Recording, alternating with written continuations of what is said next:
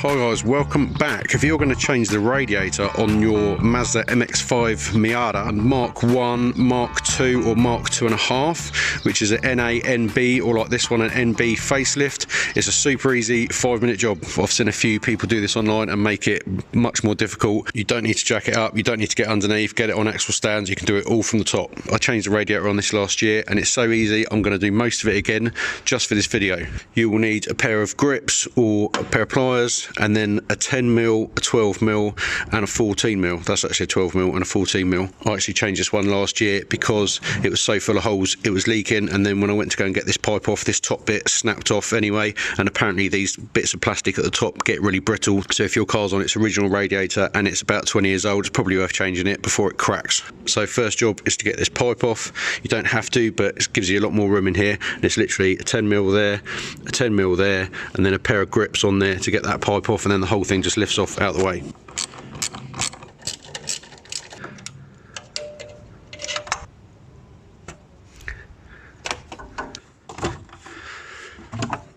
And then that whole thing goes up on the top out the way.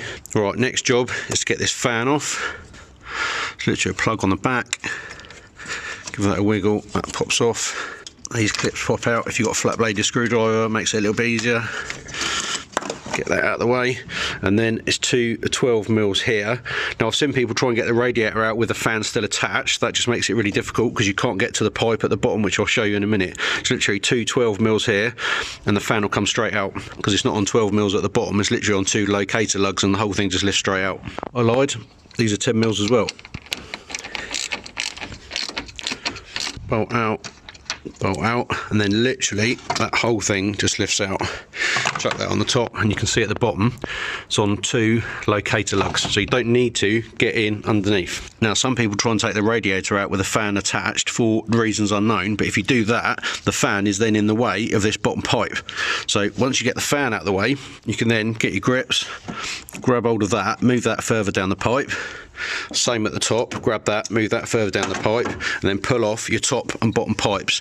Now when you're going to drain coolant, remember to be parked like near a drain and make sure that it doesn't kind of just pool up in the yard. So that's the only thing that you might need to get underneath for if you weren't going to catch it, because if the coolant stays on the floor, it's got antifreeze in it. If animals drink it, it will do them some harm. So park near a drain, make sure you wash it all down the drain, and then it'll be fine. And then once your pipes are off, it's a 14mm there, 14mm on the other side, and then that radiator will completely lift out.